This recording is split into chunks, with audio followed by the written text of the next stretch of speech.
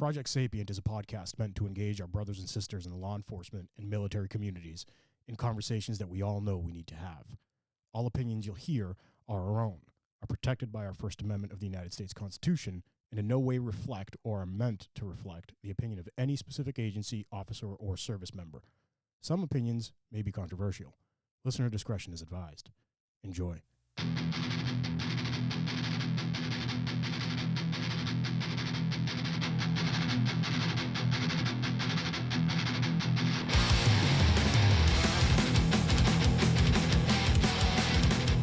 Hello, Pete. What's up? It's getting kind of weird with this camera shit.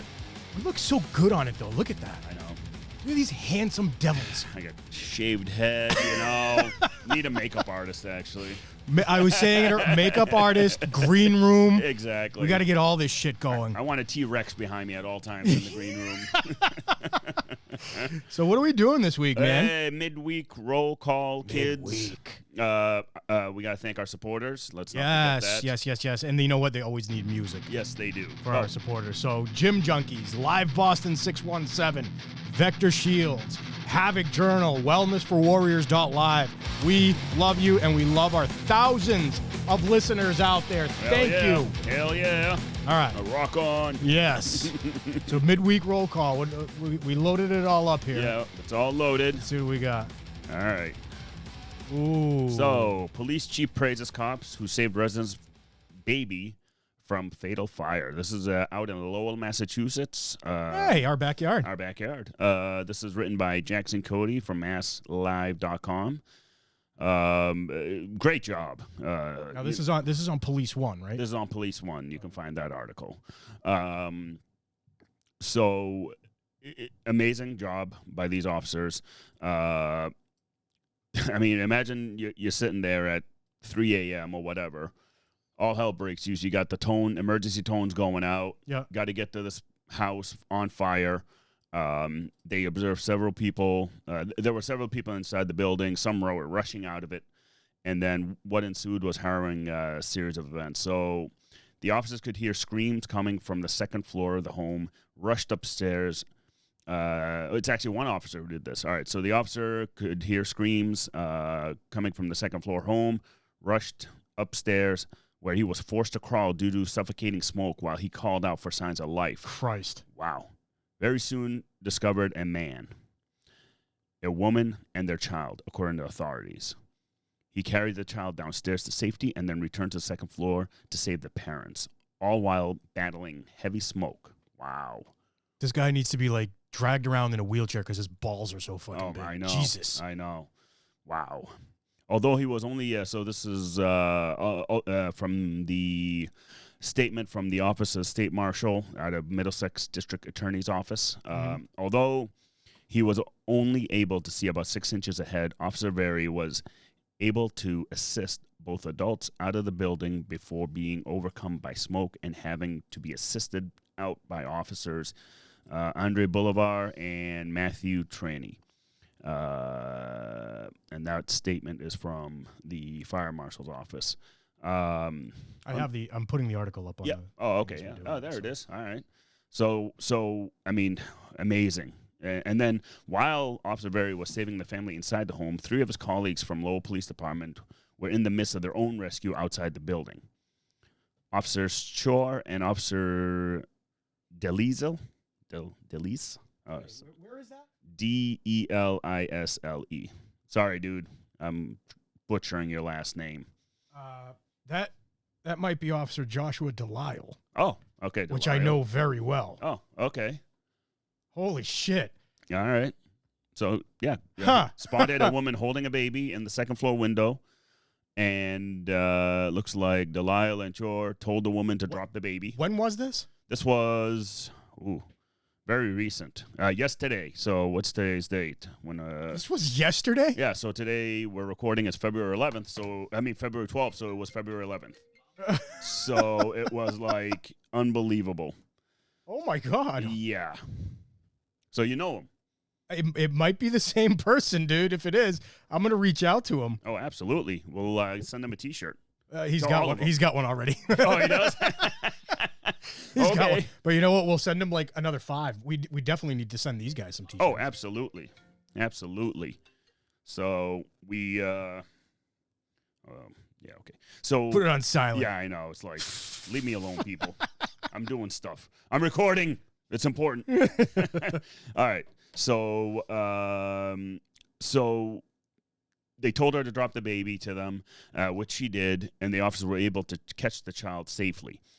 The woman then jumped from the window and was caught without injury by Troyer and Officer Warren Greenhall before Lowell firefighters arrived to continue evacuating the residents from the building. At that point, the blaze had spread to other 2 neighboring buildings. Wow. Fire, it's a motherfucker, dude. It is. It's one of those things. It has a mind of its own. Yeah. You know, you could literally see it moving. And like, all right, these guys, the first officer, he ran in. Yeah. Right? Like, no questions asked. He's not a firefighter. But his goal is to preserve life. As much life as humanly possible. Exactly. And he's got no gear to fight the fire. No. He's got no gear to go through. He probably didn't even have proper mask or anything. Right? We don't have Right. any of that. Right. I mean, I do. But of course you do. I got my stuff.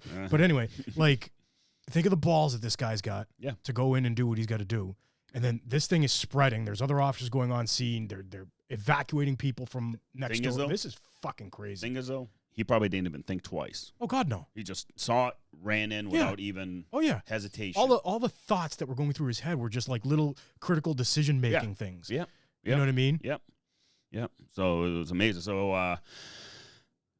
So in the end, the fire resulted in the death of a 77-year-old man who lived in the homes and serious injuries to 3 others. The wounded individuals, a man and 2 women, were taken to Boston hospitals for treatment. I mean, burn victims are tough. I've seen one too many, and things go south quick. It's gruesome. Yeah, dude. It's bad. Some of the you have them too, but some of the smells that I can remember are from burn victims, and it's like, oh my God. Yeah. Actually, I remember one of my investigations. This poor kid, the fire caught on his leg, both his legs, and I ended up having to go to the hospital to interview him. But I remember the nurse. I had to wear an entire suit to go in to talk to him. That way, no bacteria, or anything like that. Yeah, it had to be completely. It was a complete sterile environment, and that was the only way I can go in to talk to him. And even then, I had to keep my distance. They had like a veil of some kind, right, over him, so I had to keep my distance, so that way it's safe for him to talk to me. So I mean, it's horrific and unbelievable what these officers did. I mean, 25 people were displaced by the fire. A number of residents were aided by neighbors. You know, one thing that's amazing, every time I've gone to a fire scene where people lose their houses or apartment or whatever, how everybody opens their doors. Yes. It's amazing. Yes. Everybody opens their doors. They're trying to do things for the families. Yep. It's unbelievable. And you know who I hate?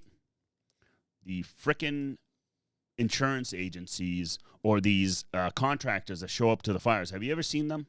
Oh, there's like 5 of them that sometimes show up, and they're fighting each other like a half a mile, not even a half mile, like 100 yards down the road. Yeah, they try to run up to the savages. family. Oh, they run up to the family, force them to sign something. We're from the board up company. Yeah, that's exactly, all they say usually. Exactly. And we're all pretty good on like, dude, get the fuck out of here. Right. Because we want to make sure the family's already distraught, let alone having some dude frickin' steamroll them into signing some sort of contract that they don't even know. I mean, it's unbelievable. Hey, look, I have no problem with somebody. That's their business. Yeah. Right? Yeah. But show a little decency. Oh, absolutely. Kind of back away for a minute. Let things happen. These people are watching their lives burn to the ground. Yeah. You know what I mean? Yeah. Oh, yeah. Yeah. Like, I mean, they don't even need to honestly, they don't need to be there because, the insurance companies. They're going to bring their own people anyway. Exactly. Right. And what happens is when people sign these papers, now you owe money to some board-up company. Exactly. Insurance won't cover. Exactly. So they get fucked in the end. You know what I've done before? This was a long time ago, but I got Knocked them No, I did no such thing. This is on camera. I did no such thing. No, this was a very long time ago, and they were pissing me off tremendously. Man, I can't remember. I can't believe that I remember this. And I actually told the family, I'll sit in front of your house until insurance sends somebody else, because it wasn't like a total destruction. It was like half the house. Yeah. They were still worried about their shit. So I was like, I'll sit I'll sit and wait. And I waited like 4 hours in front of these people's houses. And then insurance came and all that stuff. You know what we do in my city? The building department comes and boards it up. Oh, the city does? The city will just come board up the main door and whatever main points of entry. Right. And then when the insurance comes, sometimes we even post an officer if overnight if needed. Yeah. But it's mostly that makes way too much sense. It's mostly because of these freaking vultures that hover around the families. Right. You know, and anyways, I got sidetracked, sorry. I got a little Tell us how you there. really feel, Iman. No, really. Breathe. Tell us. Fuck them. All right, so officers, you guys did a bang-up job. Fire department, also bang-up job. The investigation into the fatal fire remains active and open. The statement says state and local investigators were on scene Wednesday working towards gaining safe access into the damaged areas. And it's you know, you got to, which is true. Unfortunately, we can't go in until the building's deemed somewhat safe enough to go in, because depending on the amount of damage structurally, we may not be able to get in. Balls, man. Yeah, absolute balls. I mean, since you know that officer, give him look. It's the name. I'm very close to a guy by that name. I don't know if it's the same officer because they were saying in the article that this is a Springfield officer. Yeah. No, they said it's all Lowell. Lowell. So it was a Lowell officer? He's not a Lowell officer, but the name is very, like, it's not like a John Smith. Yeah. Well, this is all Lowell PD. Yeah. All Lowell. I'm going to have to talk to him. When we get off this podcast, I'm going to give him a call and be like, hey, what were you doing in Lowell the other day? Were you and Lowell for some reason? Man, these guys, kudos to these guys, right? Yeah. Like, fire is one of those things where I was talking to a friend of ours, both of ours, the other day about fire, and it's like, it's a helpless scenario. Oh, it is. It is. Because 9 out of 10 people can't do anything. Yeah. 9 out of 10 people won't. You never hold that against them because it's fire. Yeah. Right? Like, can't say, why didn't you go into the house? Why didn't you this and that? You can't. No. You really can't. I mean, it's just, again, you don't think twice. You just run in and do what you got to do in there. I mean, they heard screams inside, and they were like, nope, not on my watch. Not on my watch. No. And thankfully, everybody came out of that. Most. I mean, except for that, unfortunate 77-year-old man. 77-year-old and 3 severe injuries. I mean, hopefully they make it through. But this is a good, great attaboy for this week, fellas and ladies and gentlemen. Yeah. So you got anything else, Pete? I do not, man. Listen, I want to thank everybody again. Gym Junkies, Live Boston 617.org, VectorShields.com, WellnessForWarriors.live. Aren't they amazing? Yeah, they're awesome. They're two of the best human beings I've ever met. I know. Funny as hell. Havoc Journal. Guys, we love you. We'll see you again next week.